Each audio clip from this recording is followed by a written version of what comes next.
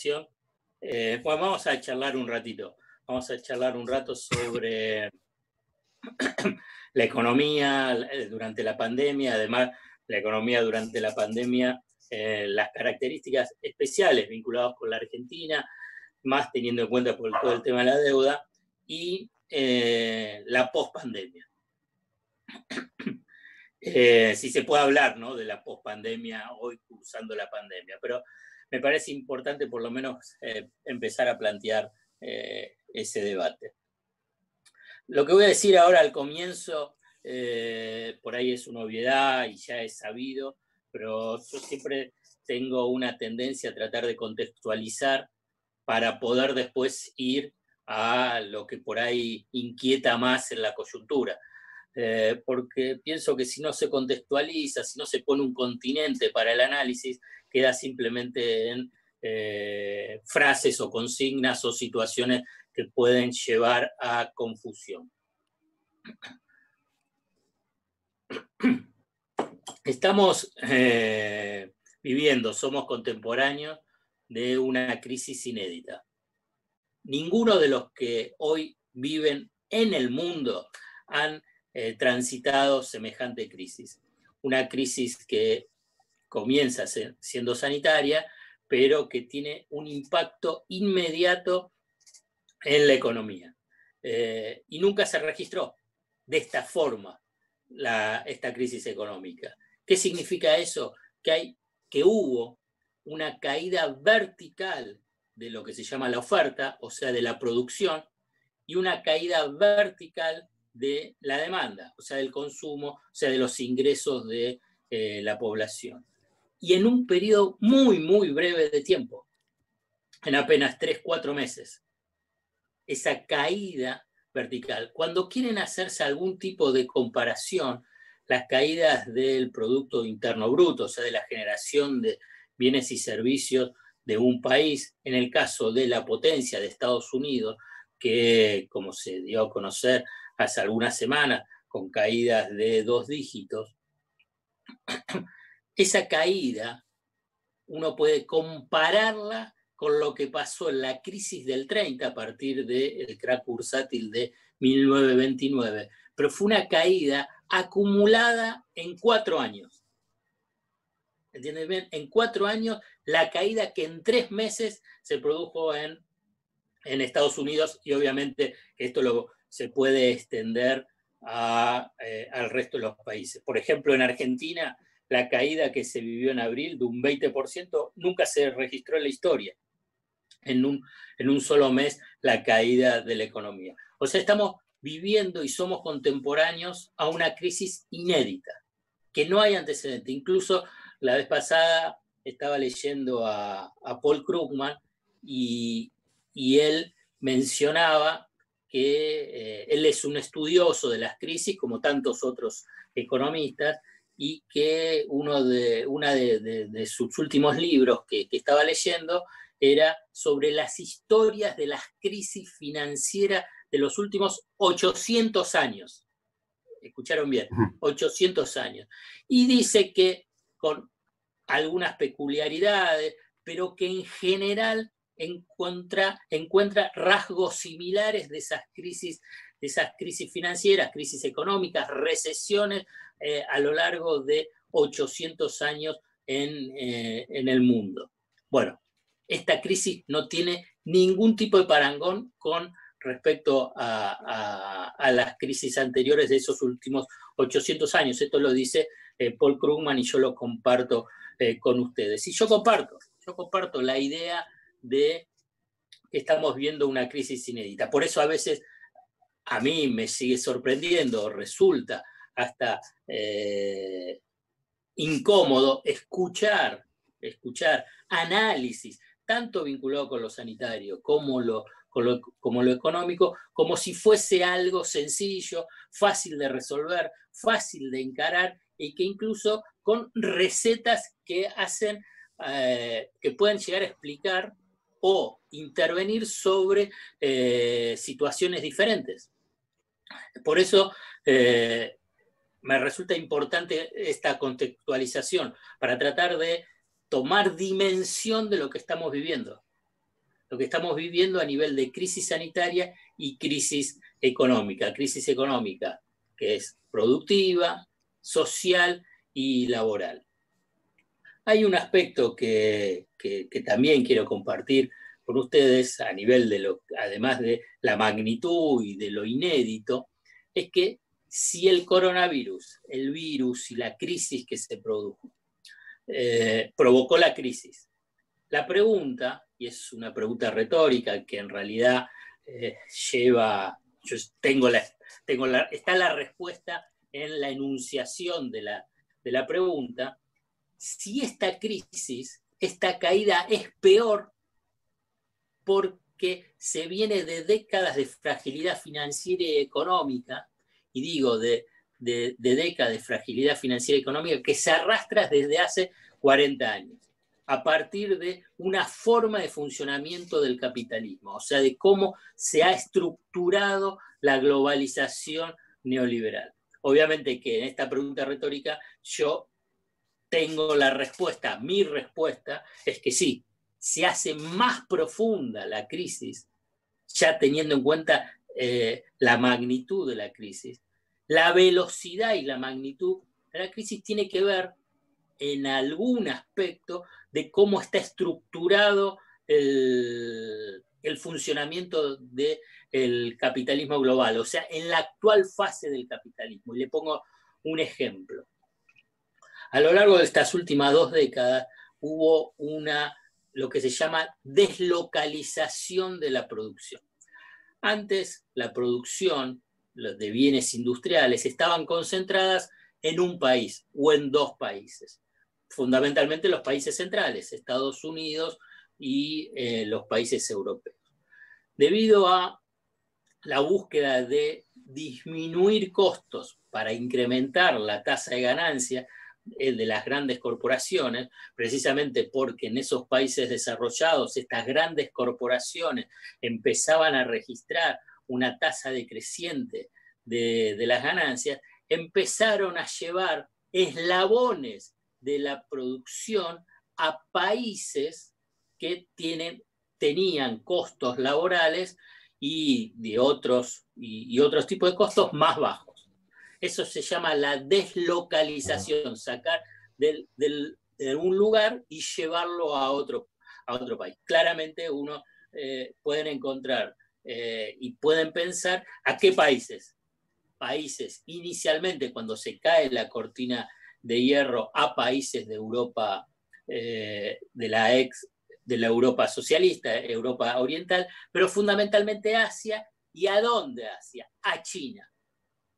Entonces, ¿por qué? Porque los salarios eran muy bajos. Y entonces, en esa, algunos llaman internacionalización de la producción de esos bienes industriales y tecnológicos llevó a que con la crisis, con el virus, y que justamente nace en uno de los centros de esa deslocalización, la propagación de la crisis la propagación del virus sea mucho más alto y por consiguiente mucho más rápido y la crisis sea mucho más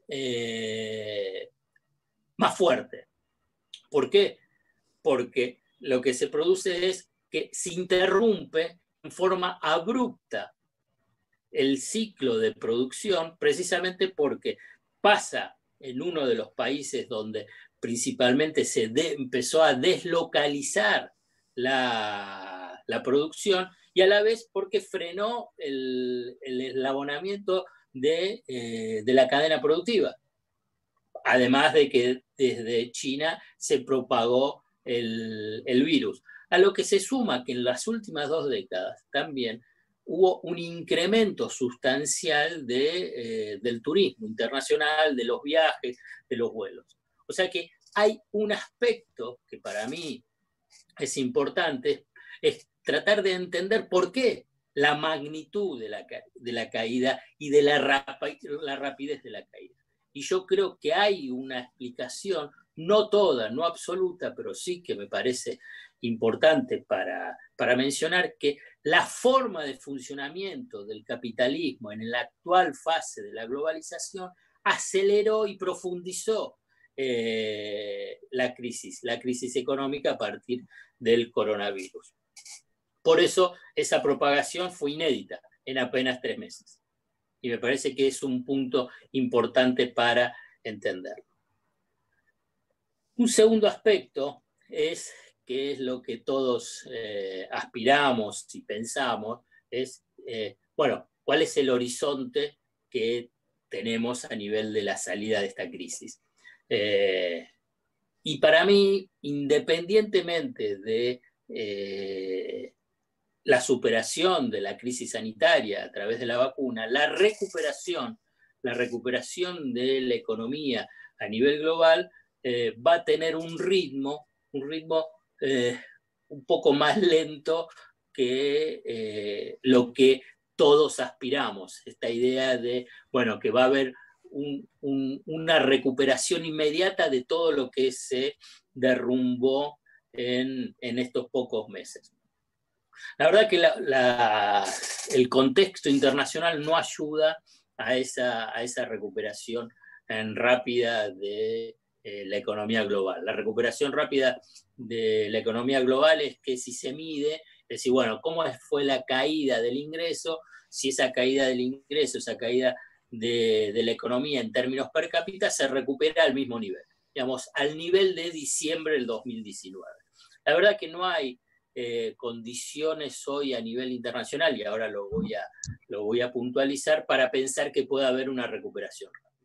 ¿Cuáles son esas condiciones que no permiten tener una mirada así tan optimista? Obviamente que es optimista si se supera la crisis sanitaria, pero en términos económicos es que, a diferencia de crisis anteriores, si vamos a pensar la crisis del 2008, en esta crisis no hay ni cooperación ni organización internacional vinculado a decir, bueno, cómo se enfrenta, cómo los países, y fundamentalmente los países centrales, se enfrentan a esta crisis.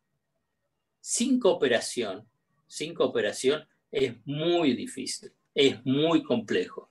Y pongo el ejemplo. En el 2008, el grupo de los 20, o sea, las 20 de los países más fuertes, las potencias económicas, junto con otros países que también integraban ese grupo, en el 2008, cuando fue la debacle financiera del 2008, se llegaron a reunir hasta 2 veces por año en forma presencial los líderes de las potencias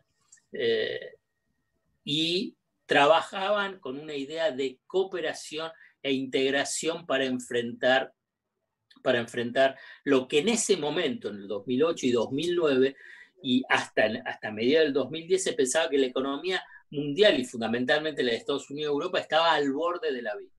Hubo paquetes financieros y paquetes fiscales financiados por los bancos centrales y los tesoros para salvar al sistema financiero y salvar la economía global. Pero eso fue coordinado.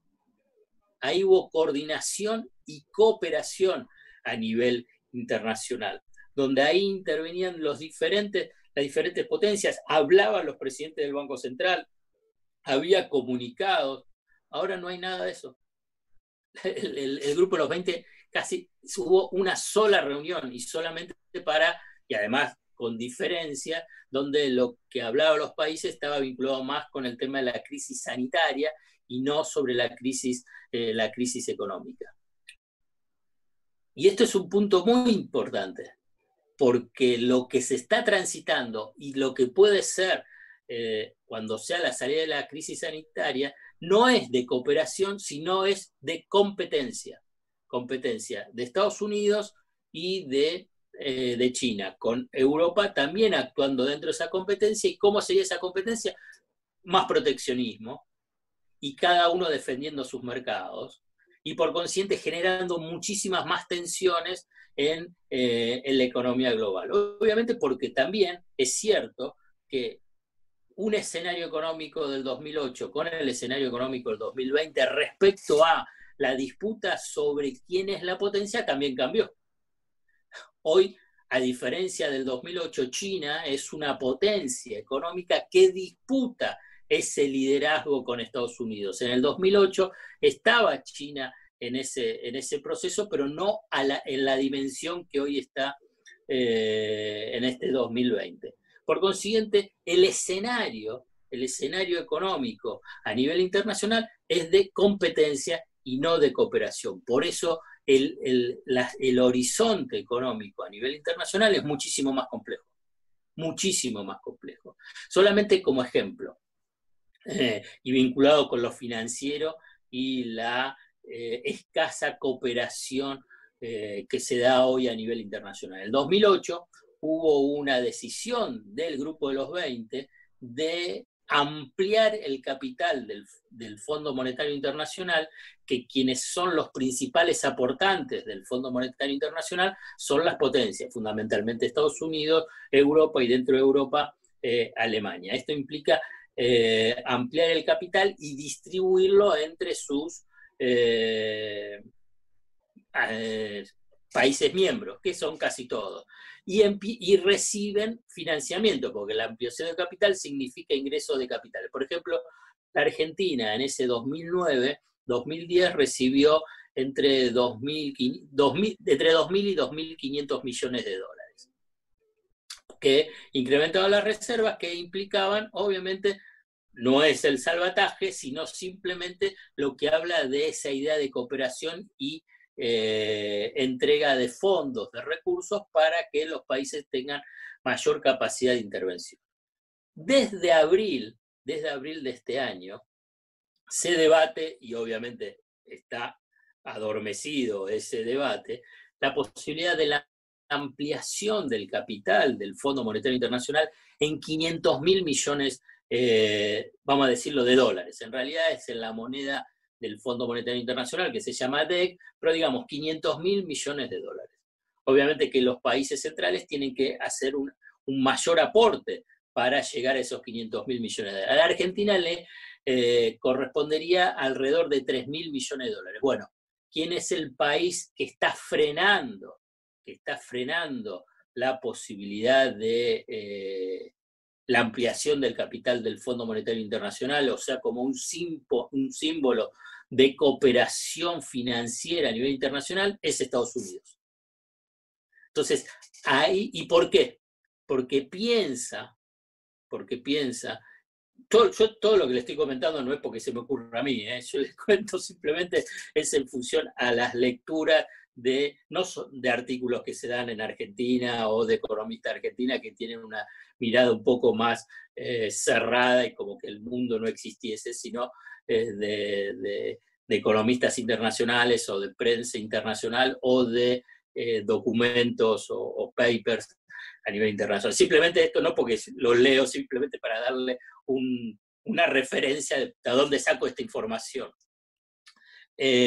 No lo hace porque piensa que ese financiamiento adicional que puedan recibir países pobres o emergentes o países latinoamericanos puede beneficiar a China, porque de esa forma tendrían mayor capacidad de intervención y por consiguiente no estar tan condicionados. Bueno, ese es el contexto internacional. Obviamente que ya a esta altura, que ya llevo 20 minutos, estarán pensando, bueno, ¿cuándo vas a hablar de la Argentina? Que es lo que me interesa, porque yo estoy acá en Argentina y no tanto a nivel internacional. Pero bueno, yo tengo este desvío, lo comparto con ustedes, yo necesito dar un marco conceptual e internacional, porque si no, para mí es imposible de entender la economía argentina o las perspectivas económicas argentinas. Hablaremos entonces a partir de ahora y así después dejo el espacio para las preguntas. Yo solamente les adelanto una cosa, hago un entre paréntesis a nivel de las preguntas y digo para no aparecer antipático o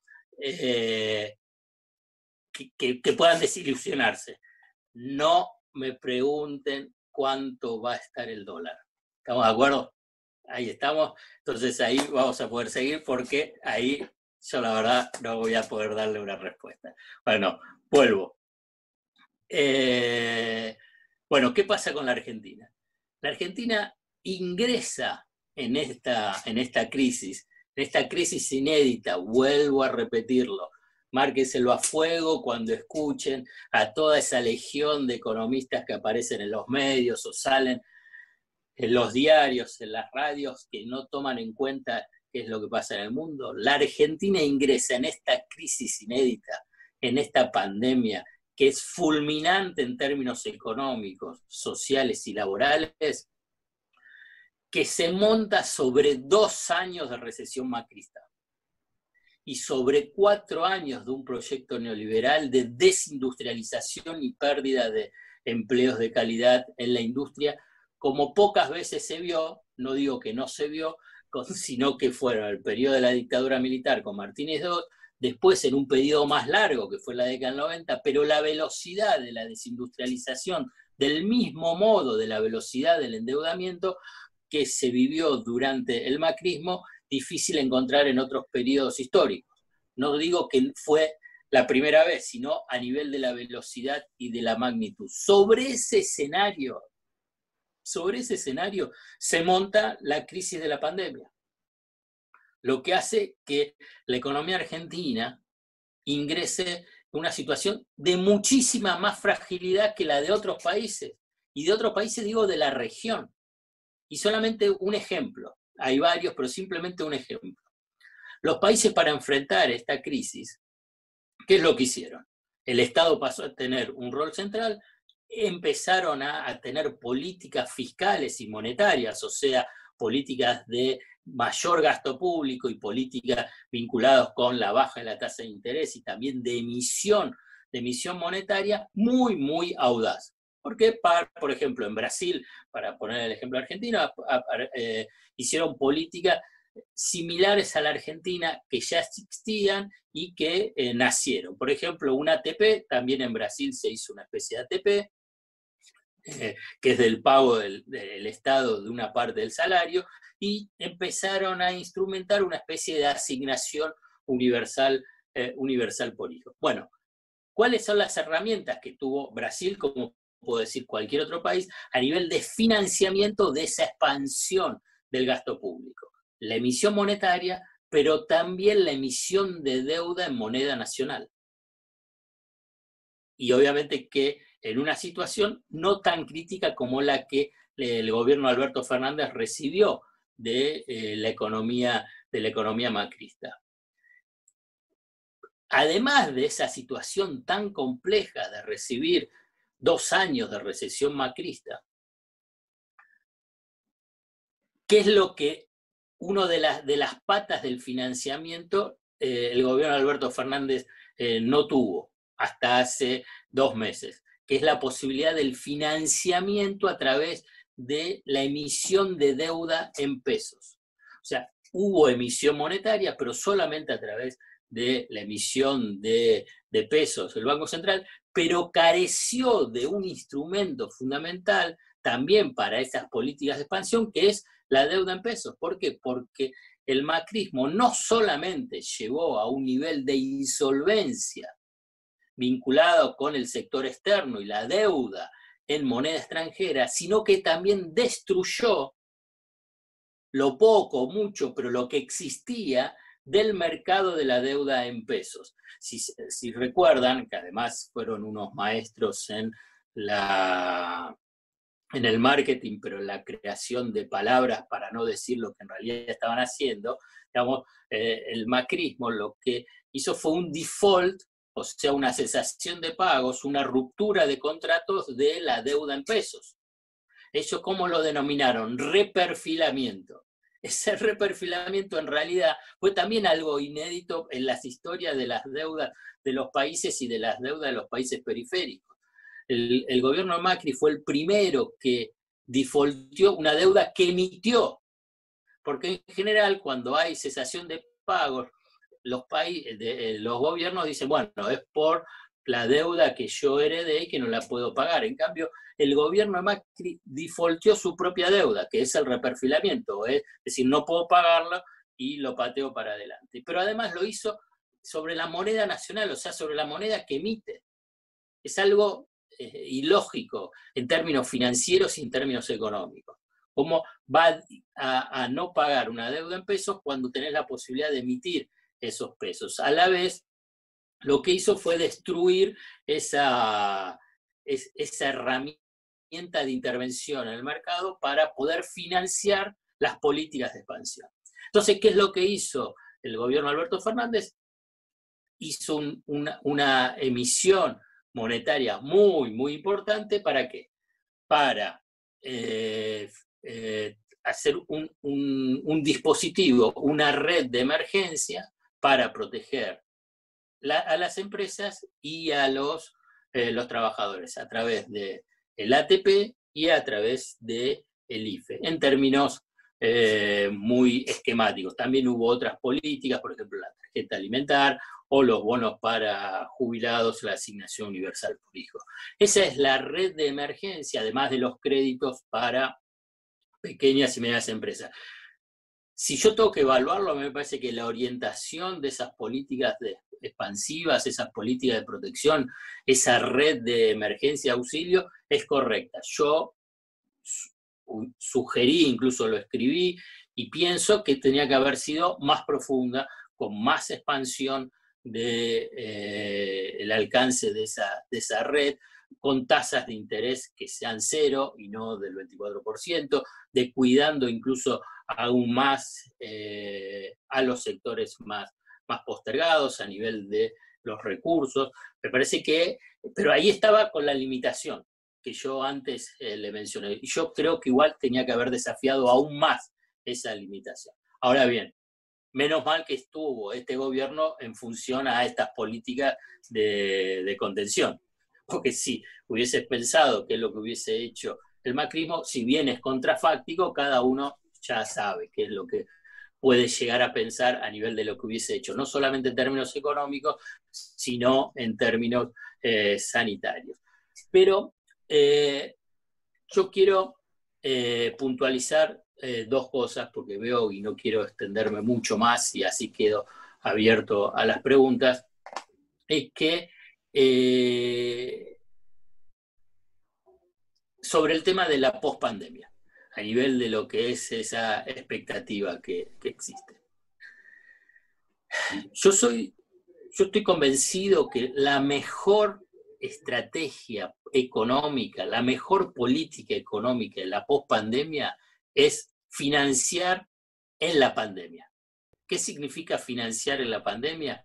Es preservar el tejido productivo, por consiguiente el tejido productivo, laboral y social, para que en el momento de la pospandemia, o sea que uno puede poner el momento cero, es que cuando aparezca la vacuna, ese tejido productivo, laboral y social esté en pie.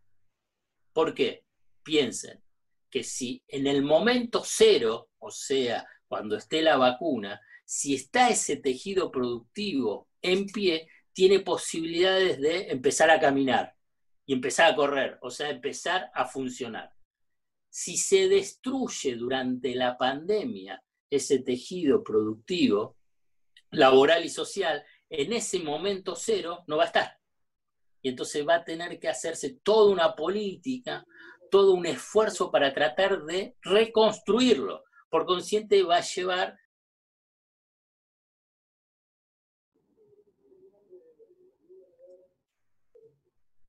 Ahora, ¿me escuchan? Sí, porque se puso silenciado. Bueno, se tardaría muchísimo más tiempo en la recuperación. Por eso digo que la mejor política para la pospandemia es en la pandemia. Es mantener ese tejido productivo, laboral y social en pie, que obviamente es complejo, que va a haber empresas que van a estar muchísimo más dañadas que otras, que incluso algunas no van a poder sobrevivir. La cuestión es tratar de mantener el mayor porcentaje de ese tejido productivo, laboral y social en pie. Y para eso, ¿qué es lo que se necesita? políticas expansivas. Políticas expansivas significa políticas de emisión monetaria, políticas de créditos subsidiados y de crédito cero, y sin ningún tipo de limitación a nivel temporal. Porque hasta que no aparezca, vuelvo a repetir, ese momento cero de la vacuna, va a seguir estando el problema. Va a seguir estando las restricciones vinculadas a la capacidad de la recuperación. Entonces, aquí aparecen las concepciones económicas tradicionales, las dominantes, las que nos han colonizado a gran parte de la población y que incluye a trabajadores, a dirigentes sindicales y también a empresarios grandes y pequeños y medianos, que inmediatamente aparecen con las ideas que previamente fueron colonizados por los economistas del pensamiento convencional, los economistas llámenlo ortodoxos, neoliberales, como quieran denominarlos, que dicen cuidado con el gasto público, cuidado con la expansión de la emisión monetaria, cuidado porque viene, si no, un desborde inflacionario, cuidado porque eso va a generar un déficit fiscal que va a generar mayores desequilibrios. Y entonces, ¿qué es lo que sucede? Si predomina esa idea, que por suerte hoy no predomina, pero si predomina esa idea, lo que va a haber es destrucción de ese tejido productivo laboral y social. Entonces, en la recuperación, cuando sea el momento de la pandemia, vas a estar aún más debilitado. Aún más debilitado. Y me parece que eso es el punto central. Y un aspecto importante, y simplemente para intervenir en ese debate y no digo destruir, simplemente cuestionar uno de esos grandes postulados, que es el mito de que si hay emisión, ¿qué es lo que va a haber? Inflación. Entonces, voy a ir simplemente con un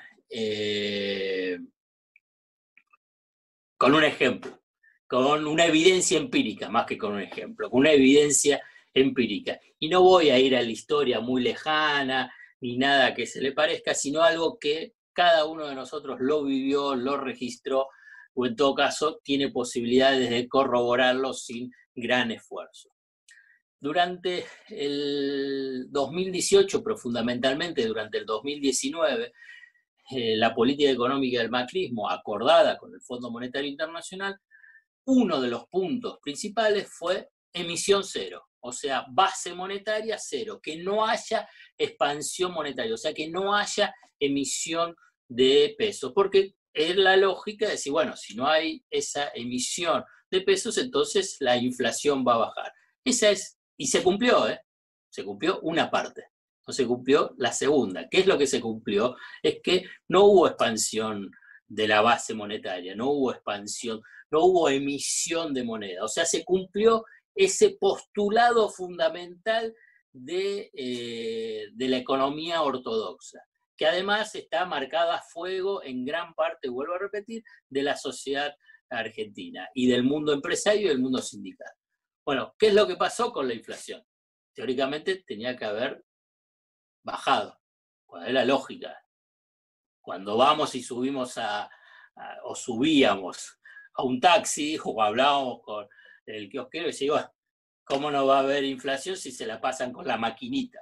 Bueno, la inflación del 2019 fue del 53,9%, 54%, con emisión cero, 54% de inflación de este lado. Ese 54% de inflación del 2019 fue la tasa de inflación más elevada desde el 2002. Entonces, ¿cómo se explica? O sea que esa evidencia empírica destruye precisamente todos esos fantasmas, esos miedos que instalan y que en última instancia, ¿cuál es el objetivo? No es solamente un debate académico, que yo creo que solamente en Argentina se sigue debatiendo este aspecto de emisión igual inflación. Yo digo que en Argentina está dominado el debate económico por terraplanistas económicos y no sobre un análisis serio y riguroso. A nivel mundial, la verdad que ese debate es de dinosaurios, no existe. Pero bueno, lo que pasa es que hay un objetivo político, y aquí este es el punto central que yo quiero compartir con ustedes. ¿Por qué se insiste una y otra vez de que no haya una expansión de la emisión monetaria, que no haya una expansión del gasto público? Obviamente que eso tiene que ser una expansión, obviamente coordinada, tiene que haber una emisión monetaria con objetivos precisos, cuál es la dimensión de esa emisión. No es solamente dibujar papelitos de colores y repartirlos. Obviamente que tiene que tener una coherencia sobre la política económica. Bueno, pero vuelvo. ¿Cuál es el objetivo político? A ver, imagínense, digamos, en función a lo que yo les mencionaba sobre qué es lo que pasó en estos meses vinculado con el rol central que pasó a tener en la economía, no solamente argentina, a nivel mundial. ¿Qué es lo que han hecho los países centrales, Estados Unidos y Europa? Es intervenir emitiendo, o sea, interviniendo sobre la economía, en la economía. Entonces, ¿qué es lo que no quiere ese pensamiento conservador? Es que el Estado intervenga en la economía en función a redistribuir ingresos o de proteger a los sectores más vulnerables. Porque fíjense que durante ese periodo que tanto insistían en decir, no hay que emitir, sí había una emisión implícita multimillonarias desde el 2016 hasta el 2019, pero que beneficiaba solamente a los bancos a través de las llamadas LEVAC y después fueron las LELIC, porque ahí había una expansión monetaria, un crecimiento por pago de intereses de esa deuda, pero ¿a quién beneficiaba? ¿Quién eran los únicos privilegiados? Eran los bancos. Entonces ahí no hay ningún no había ni hay ningún cuestionamiento. Y después les voy a dar la segunda evidencia empírica vinculada con el tema de la expansión de la emisión monetaria y la inflación. ¿Qué es lo que pasó ahora? ¿Qué es lo que pasó en estos meses? Fíjense que desde fines de marzo, pero fundamentalmente abril, mayo y junio, hubo una expansión monetaria récord.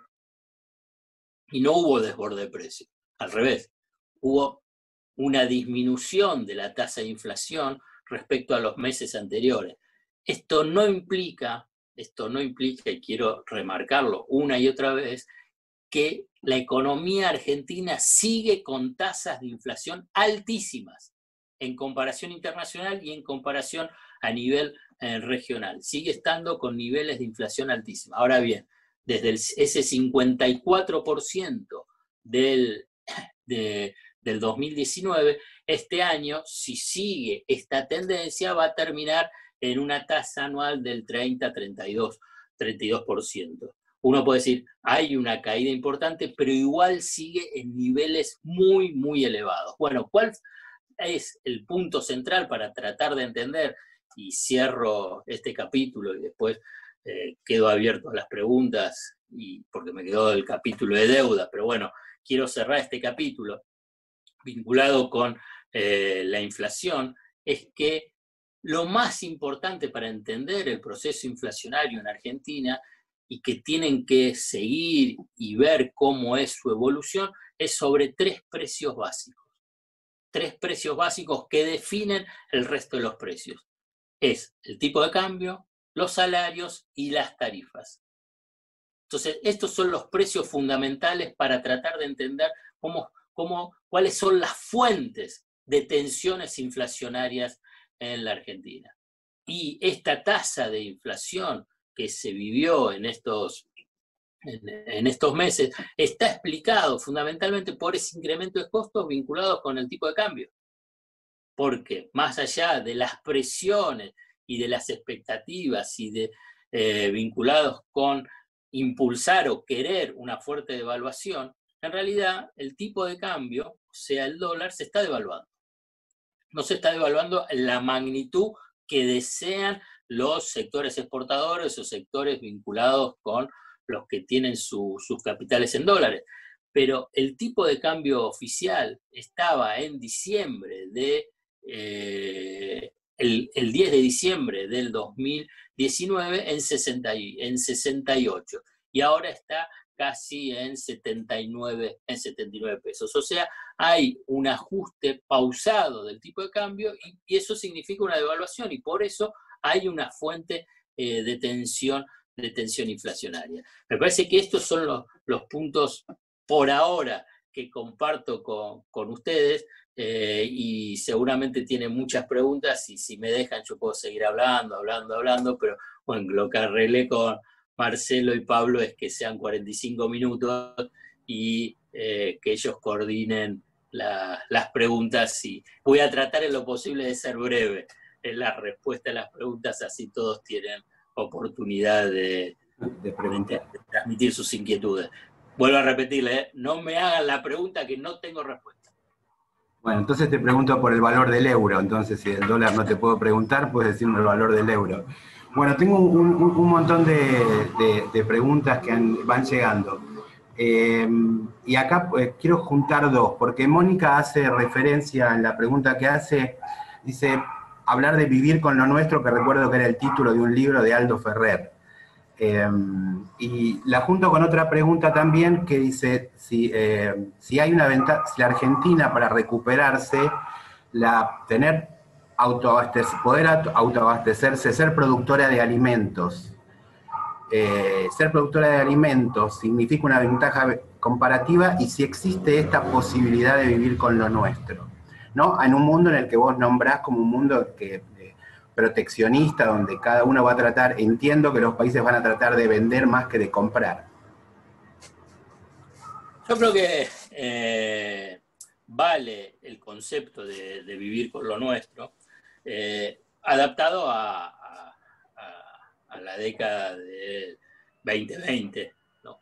Me parece que ese es el punto. Y hoy sería, ¿qué es lo que yo pienso de vivir con lo nuestro? De tener una política de mediano plazo, porque no es inmediata, de poder reconstruir eslabones de la cadena productiva con producción local, porque de esa forma disminuye las presiones vinculadas con la importación, no de todos los productos, porque la verdad no existe esa posibilidad, ese escenario como podía pensarse en la década del 30, que fue el primer proceso de sustitución de importaciones, o a partir de mediados de los 40, en esa segunda etapa de sustitución de importaciones, y después en la década del 60 con el desarrollismo, sino pensado en este 2020. Entonces yo creo que hay algunos eslabones de la cadena de producción donde tiene que ser de producción nacional. Y esa producción nacional tiene que permitir tener una menor presión sobre el sector externo, sobre el mercado de cambio. Yo creo que el vivir con los nuestros y ser productores de alimentos, cuando digo productores de alimentos, tiene que ser productores de alimentos elaborados, o sea, en el último eslabón de esa cadena de valor, o sea, de agregación de valor, digamos, de la soja, para terminar en el producto final, que puede ser de un animal, y ese animal, digamos, con venta de cortes al exterior.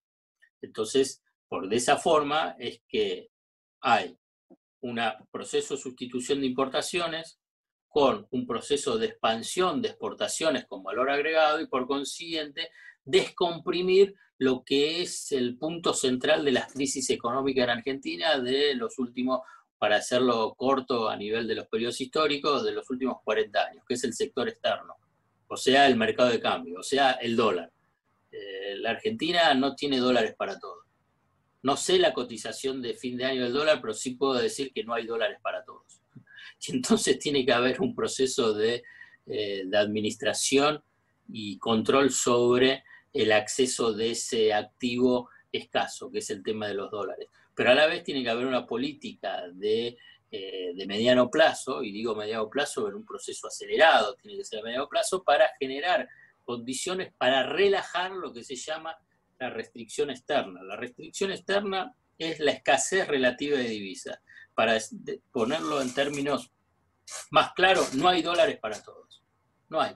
La Argentina no los genera, no los tiene. Entonces, resulta fundamental esa estrategia. Y parte de ese vivir con lo nuestro tiene que ser eso. Muy bien. Contestaste una pregunta más que a ver era sobre el particular. Mientras seguimos ordenando las preguntas, me gustaría preguntarte por una nota tuya, porque vos estás hablando del crecimiento y del rol del Estado en esta recuperación, y entiendo que el Estado tiene que tener socios o debería tener socios, y recuerdo una nota tuya que es la conducción política del poder económico, fue una nota que en su momento hizo mucho ruido, donde vos hacías, no sé, creo yo, una crítica a los socios que estaba mostrando Alberto en la foto, ¿sí? Y esa nota después es tuiteada por Cristina. Y después esto se reproduce. ¿Pensás que estos empresarios van a poder abonar? ¿Cómo hace el Estado para contar o no contar con estos empresarios para la recuperación? Bueno, ahí hay tres aspectos. Uno que es la burguesía nacional, otro es el tema de esa foto y otra es la conducción política del poder económico. Esa foto es una instantánea de un momento. Me parece que ahí fue una jugada que quiso hacer Alberto Fernández. Por ahí no le salió tan bien a partir de mi observación crítica, en el sentido de que era una foto incompleta, no era una foto que estaba mal en sí, todo lo que estaban ahí. Lo que pasa es que ahí faltaban, no es que no tenían que estar porque son los que existen, digamos.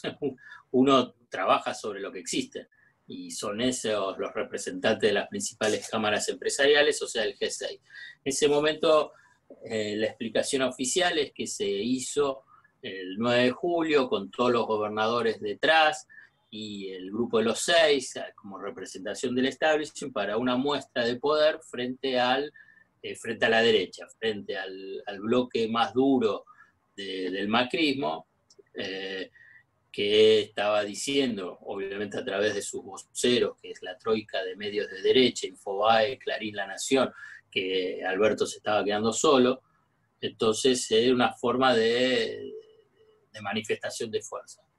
Me parece que ese es un momento que después lo reparó Alberto, reuniéndose con Yasky, para ampliar la representación sindical, también con las pequeñas y medianas empresas, también ampliando esa representación del mundo empresario.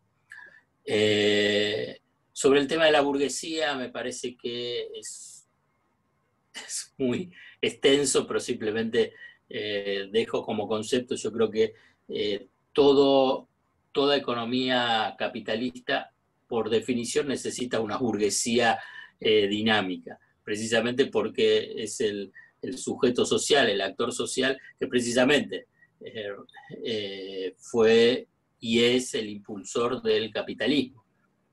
La Argentina careció y carece de esa burguesía dinámica, y por consiguiente siempre digo que, como definición y caracterización, digo que hay una burguesía fallida, una élite que no se constituyó en una burguesía dinámica comprometida con el destino nacional, sino que tanto por su comportamiento rentístico, de consumo suntuario y fugadora seriales de capitales, escindió su propio destino del destino nacional.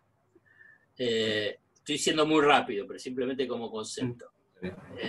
Bueno, pero para mí, ¿qué es lo más importante en esa caracterización o esa nota? Es la caracterización que hice sobre la conducción política, porque tiene un aspecto que hace a qué pasa en el mundo empresario corporativo y el compromiso con política de desarrollo, por ejemplo, lo que estábamos hablando antes sobre tratar de hacer políticas vinculadas con la sustitución de importaciones como política de exportación de productos con valor agregado, y la política ideológica de que no les gusta a un gobierno, llámalo nacional popular, peronista, kirchnerista, como quiera identificarlo, porque prefieren gobiernos liberales, conservadores. Bueno, entonces, ¿qué es la conducción política? La conducción política es Techin y Clarín. Y esto lo hacen a través de las principales cámaras empresariales, a través de AEA, IDEA, la Unión Industrial Argentina, incluso en el Grupo de los 6, la presión que realizan a otras cámaras empresariales, por ejemplo, la Sociedad Rural, o la Cámara Argentina de Comercio, la Cámara Argentina de Construcción.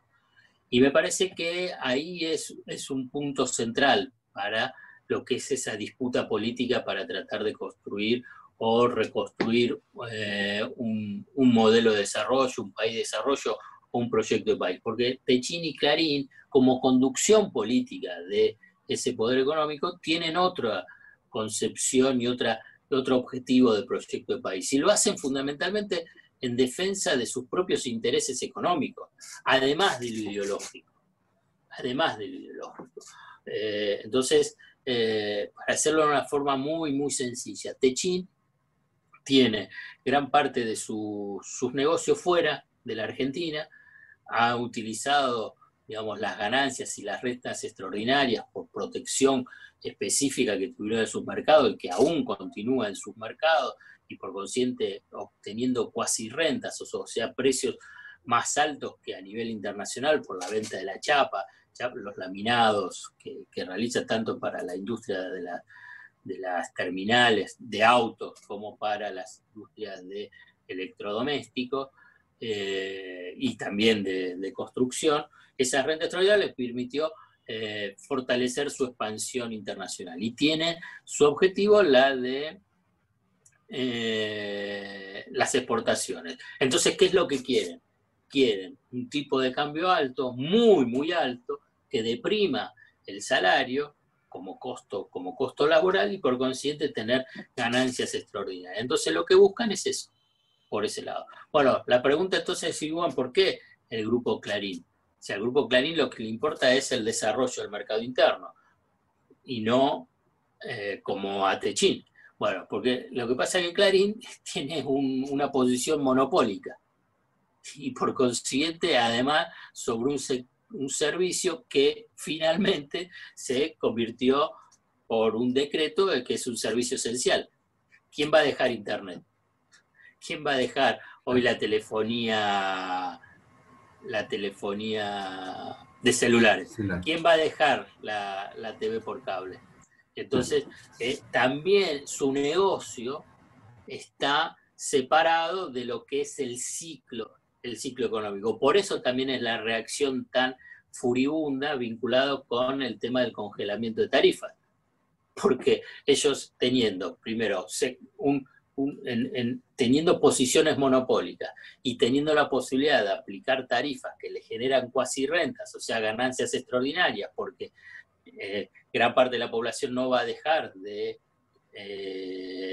utilizar esos servicios. Es como lo mismo que decirle, bueno, vas a dejar de consumir el agua, el gas y la luz. No, si están, bueno, se va a consumir. Bueno, entonces escinde su negocio de lo que pasa en el mercado interno. Entonces, y del consumo, incluso del consumo. Entonces, tienen un comportamiento que es muy tóxico en términos sociales, en términos de clima social, quiero precisarlo, en términos políticos y al interior del resto del mundo empresario. Porque la verdad que le genera situaciones de zozobra y de incertidumbre sobre los negocios y la actividad, y por consiguiente afecta al resto. Pero bueno, por eso son conducción. Entonces, porque como son conducción, tienen la posibilidad de defender sus propios intereses, subordinando y alineando al resto en función de sus intereses. Muy bien, bueno, te quiero pasar, antes de pasar a la próxima pregunta, un saludo de Abraham Gac, que te está mirando, a quienes... Un abrazo inmenso. Sí, un abrazo de todos aquellos que tuvimos hijos en el Pellegrini, también lo recordamos muy bien. Alfredo, acá tengo una pregunta, me preguntan en cuanto a los aliados de la Argentina y a esta nueva búsqueda de aliados y a la relación con como posibles aliados de China y de Rusia en este momento? Yo creo que la Argentina, más que quedar atrapados de alianzas, tiene que tener una estrategia inteligente de diversificación de sus vínculos internacionales. Tiene que ser con Estados Unidos, con Europa, con China, con Rusia. Me parece que esa es la estrategia a nivel internacional. Digamos, yo no pienso que sea, bueno, no, digamos, vamos a desprendernos del imperialismo yanqui y vayamos y nos abrazamos con los chinos. Los chinos también hacen su negocio, ¿eh? No son filántropos del mundo globalizado. La cuestión es cómo se negocia, cómo se negocia en función de la defensa de los intereses nacionales, de la soberanía nacional, de la soberanía económica, de la soberanía financiera. Lamentablemente vinculado con el tema de las alianzas, esto es a nivel de lo que son las grandes potencias. Yo pienso que hay una debilidad relativa respecto fundamentalmente del tema que me están preguntando y sobre la Argentina, es qué es lo que pasa en la región. Antes, con diferencias, con trabas y con complicaciones, fundamentalmente puestas por Brasil, en su momento, bueno, existía el Mercosur, existían gobiernos donde había posibilidades de cooperación y coordinación en las negociaciones a nivel internacional, y hoy lo que existe es sálvese quien pueda, cada uno busca negociaciones en forma individual, y obviamente países periféricos, países latinoamericanos, con muchísima debilidad en esa negociación, obviamente tienen muchísimo más para perder, o sea, para entregar, que para lo que pueden llegar a conseguir. Si la Argentina está rodeada, la Argentina de Alberto Fernández está rodeada de gobiernos de derecha, gobiernos conservadores, gobiernos de ultraderecha como en Brasil, o sea que es una situación compleja que se enfrenta a nivel internacional. Y además con una tendencia de desestabilización de gobiernos que no están alineados y subordinados, más que alineados, subordinados a los intereses de Estados Unidos. Digamos, no voy a abundar mucho, porque la verdad no es mi tema central, pero simplemente como observador, qué es lo que está pasando a nivel de la policía bonaerense y otras policías del interior, es un elemento más, un eslabón más de toda una estrategia de desestabilización del gobierno de Alberto Fernández. Y simplemente haciendo cuentas, digamos, la policía bonaerense no hizo ningún tipo de actos de sedición como está haciendo ahora, pese a que durante los 4 años de Vidal perdió un 30% en términos reales sus ingresos. Entonces, me parece que hay un escenario regional que es muy complejo. Y entonces lo que tiene que hacer la Argentina es precisamente buscar esa diversificación de las alianzas y no quedar atrapado de ninguna de las grandes potencias. Quizás un poco relacionado con este tema, acá me preguntan si la Argentina en esta situación de emergencia no debería nacionalizar el comercio exterior.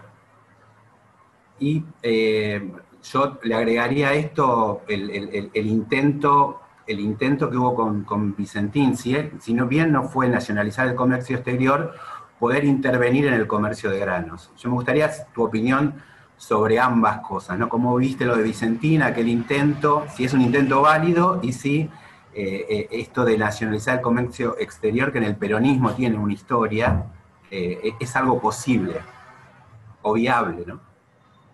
Bueno, si tengo que dar la respuesta sobre si es posible o viable, hoy la respuesta es no. No significa que no piense que sea necesario, pero digo que no es posible ni viable porque vos mencionaste también el caso Vicentín y sin necesidad de hacer la nacionalización del comercio exterior, sino simplemente de la posibilidad de tener una empresa testigo y de intervención en ese comercio exterior, te generaste una reacción furibunda del poder económico, de esa conducción del poder económico, de la movilización que se hizo en los sectores de derecha, en el sector del Poder Judicial. Fíjese, digamos, para poder entender esa debilidad relativa, un juez de primera instancia de un pueblo perdido de Santa Fe desconoce en un fallo que además no dice que es inconstitucional, un decreto de necesidad de urgencia, pero dice, bueno, como que no hay que darle importancia.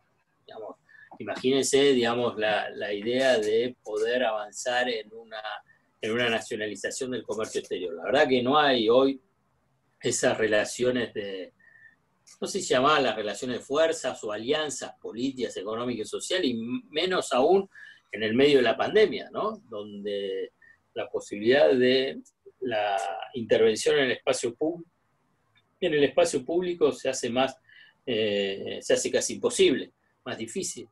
Entonces, y como en un contexto, por eso es importante, el contexto internacional de pandemia, contexto internacional es que no hay ni cooperación ni coordinación de las políticas, ni sanitarias, ni económicas, y en una región que está girada a la derecha y a la ultraderecha. Entonces, la verdad que no hay un contexto. Ahora bien, si me preguntan, ¿hay que abrir ese debate? Yo digo, sí, hay que abrir ese debate. Pienso que es la forma de poder tener una mejor intervención en el corazón de la generación de renta en Argentina, que es el complejo agropecuario y el complejo agroexportador, pero sin duda, no hay ninguna duda con eso. Por eso también la resistencia a la intervención de Vicentín. Lo que pasa es que, bueno, también está la impunidad del poder. La impunidad del poder, donde aparece como que querían intervenir Vicentín, cuando el caso de Vicentín es un escándalo de proporciones. Es un fraude financiero, un fraude fiscal, sumado a un vaciamiento, más triangulación de operaciones con offshore, subfacturación de exportaciones, y entonces es escandaloso, pero por donde se mire, digamos, perjudicando y estafando a miles de productores y proveedores, y hasta a bancos internacionales, y salen a defenderlo. O frenaron la posibilidad de el desembarco del Estado en ese sector clave de la economía. ¿Y por qué lo hicieron? Y porque si hubiese estado el Estado a través, con Vicentín, con YPF Agro, hubiese estado como empresa testigo, o sea, hubiese estado interviniendo en un mercado estratégico, en mercados estratégicos como el de cereales y cambiarios, y hubiese mostrado, hubiese evitado, hubiese puesto el foco muchísimo más claro de las maniobras de evasión, elusión y retención de evasión y elusión fiscal, o sea, del pago de impuestos, y de retención de divisas o por la liquidación de exportaciones, además de la subfacturación de exportaciones. Entonces, por eso fue la resistencia, y existe esa resistencia, vinculado con Vicentín. Imagínense sobre la nacionalización del comercio exterior. Bueno, muy bien, sí. Ahora, referido a esta pregunta, lo que es también interesante ver es que ahí había perjudicados 2.600 productores, o sea, los mismos perjudicados también políticamente son los que defienden, o sea, se pusieron en contra de la nacionalización, defendiendo a Vicentín, lo mismo que sucede a veces en el sector industrial, que a veces los perjudicados también. ¿Cómo explica ese comportamiento de las asociaciones gremiales agropecuarias, cuando en realidad los productores fueron perjudicados? Yo no sé si lo que pasa es que esos productores no sé si estaban organizados. Me parece que, pero en términos generales, digamos, ¿qué es lo que puedo pensar de ese pequeño o mediano productor? O lo que uno puede pensar de sectores de pequeñas y medianas empresas, o incluso de sectores de clase media, ¿no? De todo, es que fueron colonizados en su subjetividad, digamos, y es una tarea que la verdad que lleva décadas. Y del mismo modo, cuando yo les hablaba de este concepto, digamos, arraigado, digamos, la emisión es igual a inflación, bueno, el Estado es malo, la intervención es mala, el Estado es ineficiente, el Estado simplemente es para que roben. Cuando la verdad han robado a mano armada a la banca pública. Pero bueno, me parece que cuando la banca pública, el Banco Nación y el Banco Provincia de Buenos Aires. Y cuando está colonizada esa subjetividad es compleja, es difícil, y me parece que además se exacerba con la actual disputa, disputa política, disputa cultural, lo que algunos mencionan como grieta, que además de ser un negocio extraordinario para los medios de comunicación, bueno, la verdad que es muy tóxica en términos de poder comprender los fenómenos económicos, políticos y sociales. Bueno, hasta ahora no habíamos tocado el tema de la deuda, ¿no? Y de cómo, a ver, de cuánto mejora las perspectivas de la Argentina haber terminado la negociación de la deuda, cómo se terminó, y las tensiones que hubo. Y, digamos, ¿esto le asegura un camino de crecimiento hacia el futuro o es una pequeña parte nada más? Un poco sobre el futuro y sobre el horizonte yo ya lo planteé. Digamos, obviamente que renegociar la deuda es mejor que no tenerla renegociada. Digamos, eso es evidente. Entonces yo creo que es eso, ese es el punto central, y que despeja el horizonte financiero tanto para el sector público como para el sector privado para los próximos 4 años. Despejarlo no significa haberlo solucionado, ¿eh? Yo creo que el macrismo o este tercer ciclo neoliberal de los últimos 40 años dejó una mochila pesadísima a la sociedad argentina. Ya no importa el gobierno de Alberto Fernández, a la sociedad argentina para los futuros años, no por estos 4 años del gobierno de Alberto. Entonces, me parece que esto es un punto central, porque despeja el horizonte para los próximos 4 años, pero la deuda hay que pagarla. Y lo mismo pasa con el Fondo Monetario Internacional, que para mí es la herencia más pesada en términos económicos que dejó el macrismo, porque deja con una deuda con el Fondo Monetario Internacional de 44.000 millones de dólares. Cuando Néstor Kirchner canceló la deuda con el fondo en el 2004, comienzo del 2005, fue de 9.500 millones de dólares. Aquí estamos hablando de 44.000 millones de dólares, no lo vas a poder cancelar. Entonces, ¿qué es lo que tenés? Un esquema de refinanciación a largo plazo, o sea que vamos a tener el Fondo Monetario Internacional durante 10 años, mínimo. Entonces, me parece que despeja el horizonte de cortísimo plazo, esos 4 años, cosa que es fundamental, pero la carga de la deuda sigue estando presente. Ahora bien, en la coyuntura ha sido la mejor noticia económica que ha podido ofrecer hoy el gobierno de Alberto Fernández.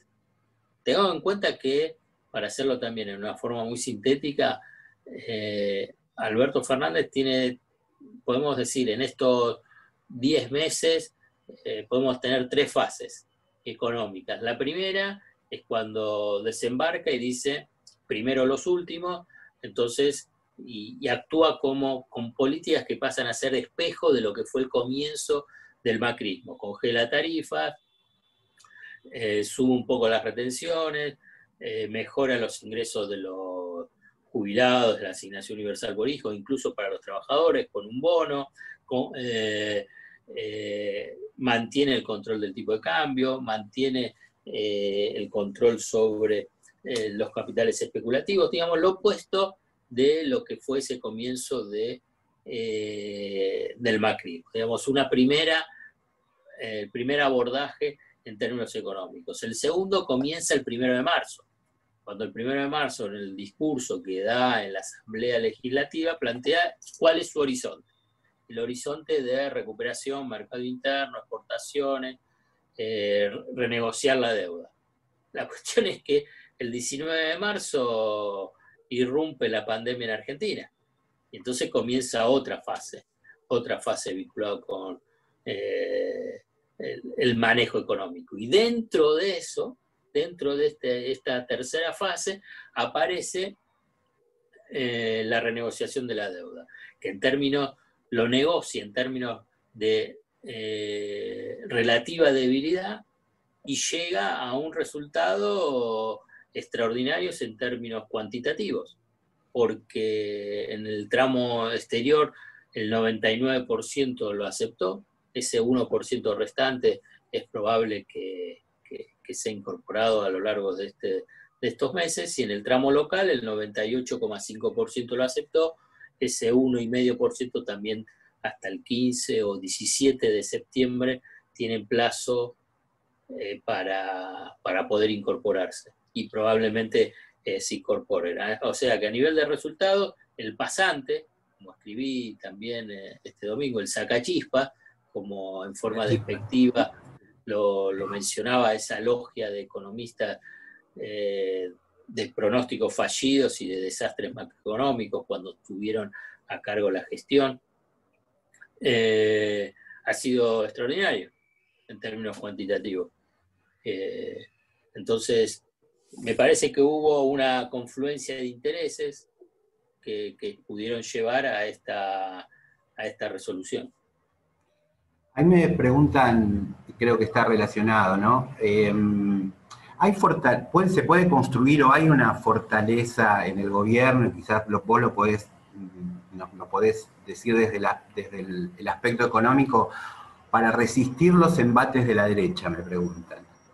Digamos, ¿no? Un gobierno que va a ser, claro, entiendo, un gobierno que va a ser atacado constantemente, como lo ha sido durante estos meses, necesita ser fuerte económicamente para poder aguantar. ¿Cómo lo ves eso?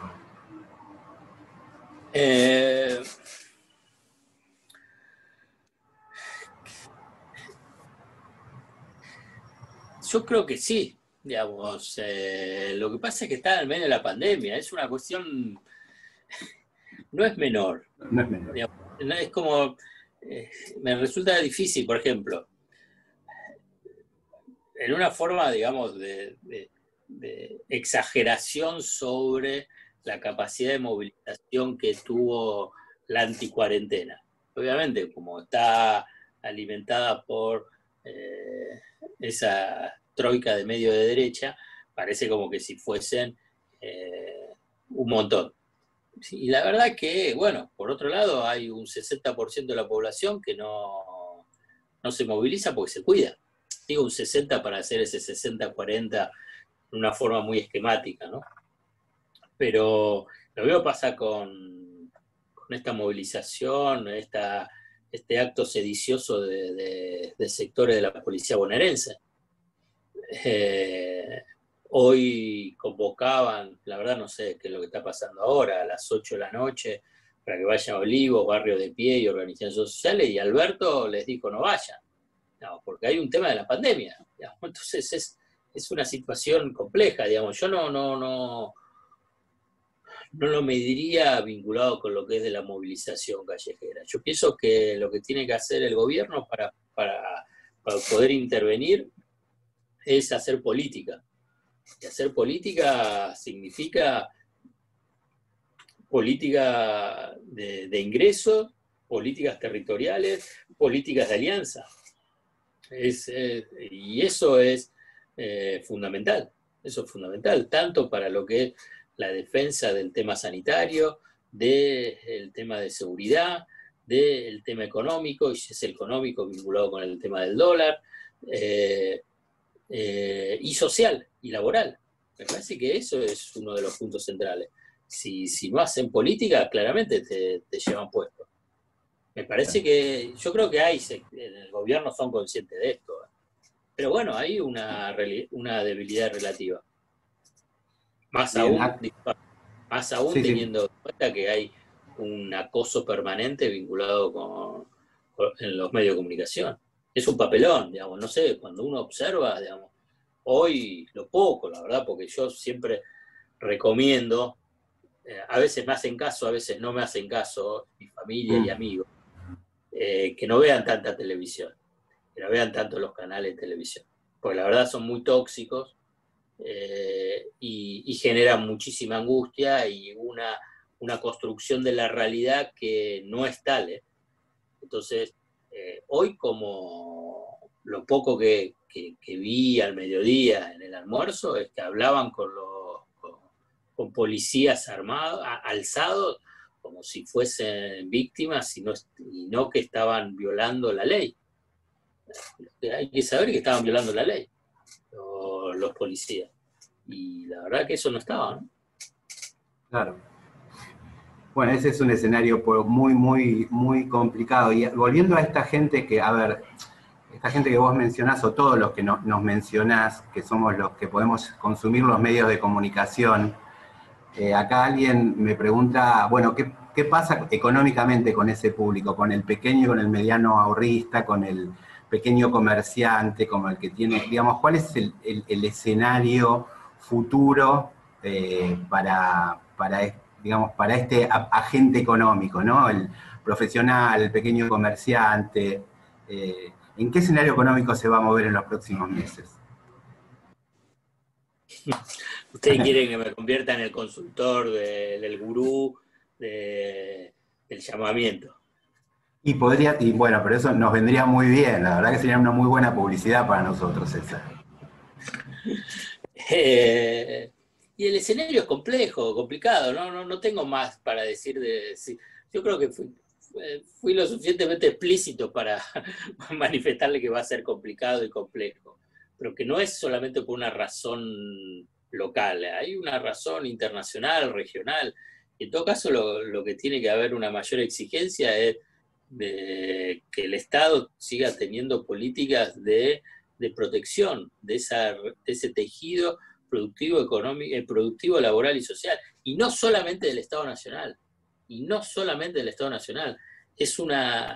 esto lo sumo porque yo creo que gran parte viven en la ciudad, creo, ¿no? En la capital federal, es que el distrito más rico del país no tiene políticas de asistencia contundente y efectivas para las pequeñas y medianas empresas, para los comercios, para la pequeña y mediana industria en la ciudad de Buenos Aires. Es impactante. Recién ahora sacaron algo que van a condonar ingresos brutos, o el alumbrado, barrio y limpieza. Claro. ¿Verdad? Después de 6 meses. 6 meses, es una vergüenza, pero la verdad nadie lo dice.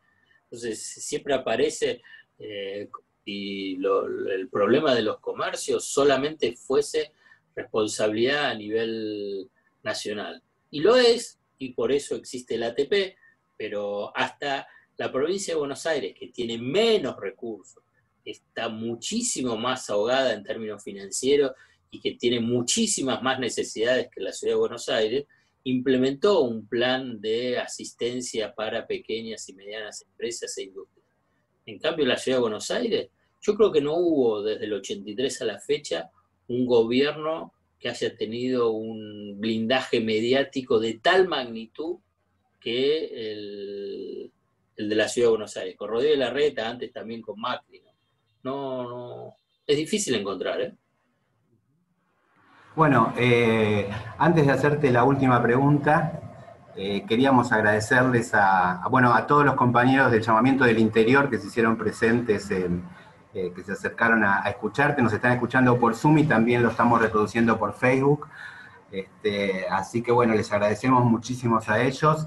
Recordamos las dos actividades que va a haber: el viernes el cine debate con la película de Shlomo, y el día sábado la actividad de género sobre nuevas masculinidades con Jorge. Van a estar colgadas las direcciones en la página web.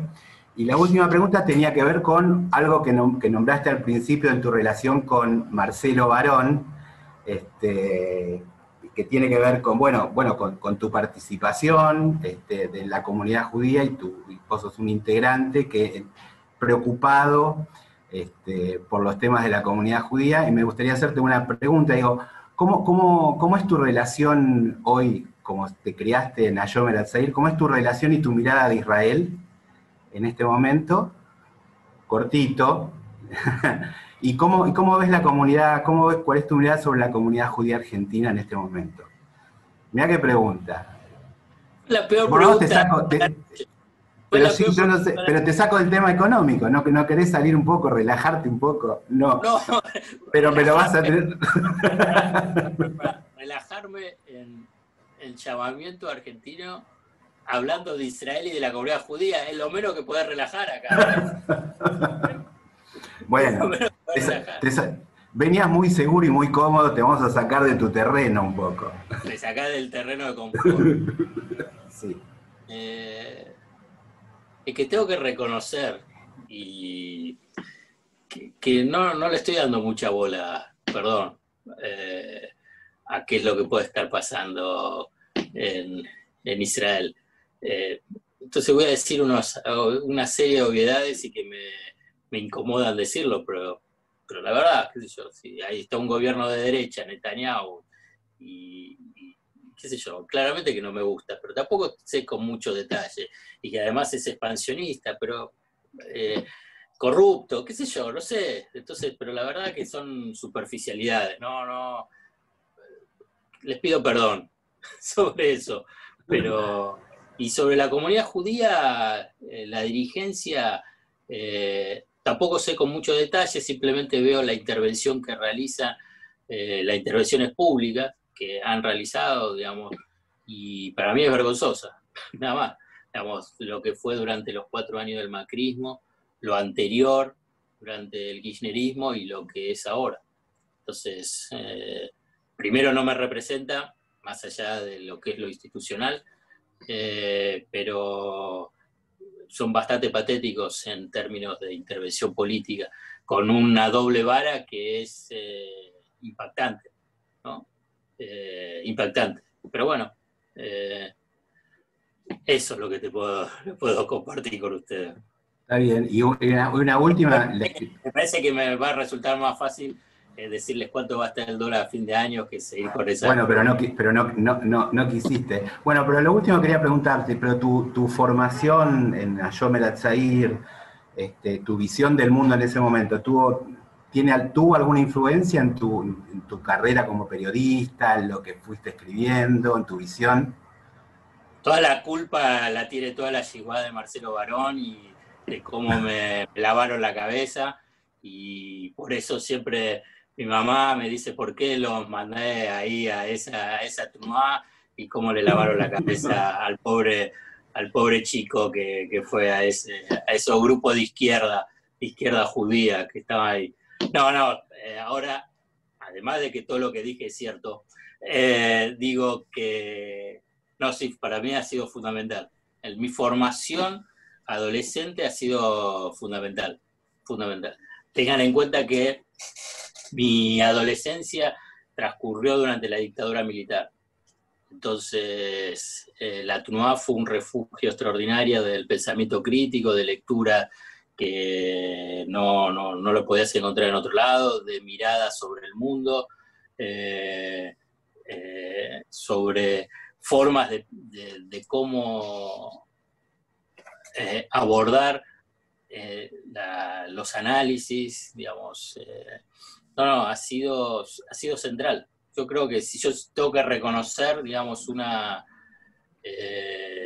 base sobre lo que yo soy hoy a nivel de pensamiento intelectual o de escritura, la TUNUA ha sido mi base de formación. Y digo la TUNUA, quiero decir, es Hayom El Hatzair, es Leartzeinu, porque era uno de los Keinim de Hayom El Hatzair, y más para atrás lo que fue Herzl y Herzl Shinui. Digamos, ese un poquito fue todo ese recorrido que yo tuve en la TUNUA, ¿no? Y con una generación, y no porque esté Marcelo, quiero decirlo, una generación de madrijismo, de yihuás, de miembros de la yihuot, se diga, más alta, digamos, con una formación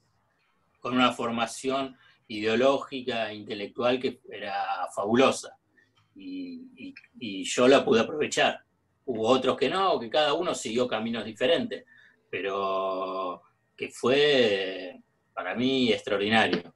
Para mí siempre está presente en mí, y cuando tengo estos espacios lo puedo decir, ¿no? En forma tranquila, porque me entienden claramente qué es lo que quiero decir. Y entonces, la verdad que sí, así es. Bueno, muy bien. Bueno, muchas gracias, Alfredo. La verdad que fue Bueno, súper interesante, y si estuviéramos en una sala se escucharían los aplausos porque los estoy viendo, los aplausos en este momento. Así que bueno, mil gracias, esperamos volver a convocarte, a volver a charlar con vos. Esperemos que en otra situación, esperemos que la situación mejore y esté un poquito mejor. Así que bueno, mil gracias, mil gracias. El cierre todo tuyo. No, gracias a ustedes y un abrazo inmenso. Y ojalá que nos podamos encontrar pronto todos. Bueno, un abrazo también, Cucho, que muchas gracias por todo, estuvo excelente. Y lo que quería agregar para todos es, además de las actividades estas que Pablo adelantó, este ciclo de charlas la vamos a seguir hasta fin de año y eventualmente cada 15 días con un amplio abanico de temas políticos, culturales y sociales. Además de nuestro festejo de Rosh Hashanah el día 20 de septiembre, que ya van a salir toda la información por nuestras redes. Y a los que no son del llamamiento, les agradecemos mucho haber estado y los invitamos a participar en las actividades que puedan ser de su interés. Así que abrazo para todos. Abrazo para todos.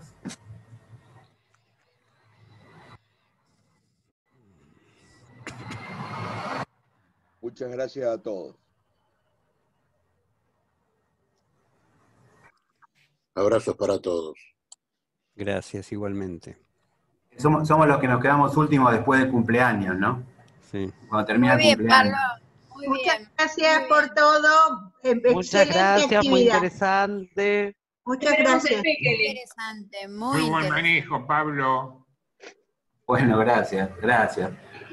Sabes que no me enteré, sabes qué difícil, sabes que en un momento alguien puso ahí que estaba hablando Alberto, entonces, viste. No, yo aclaro que le corrí un minuto para escucharlo a Alberto, que no te lo Bueno, entonces nos vamos a enterar ahora. Así que bueno, buenísimo que igual seguimos adelante. Ante un día como hoy, viste, porque en algún momento pensábamos que se iba a poner difícil, pero suspender cosas es hacerle el juego a la derecha. Así que buenísimo que le dimos para adelante y lo hicimos. Así que bueno, somos los que se quedaron últimos después del cumpleaños. Que tiene que venir el dueño de casa. Maravilloso. Maravillosa charla, Sí. muchas gracias. Y aparte a mí me gusta mucho el testimonio de la judeidad de nuestros invitados, ¿no? Vale, siempre muy interesante. Así que bueno. Chao.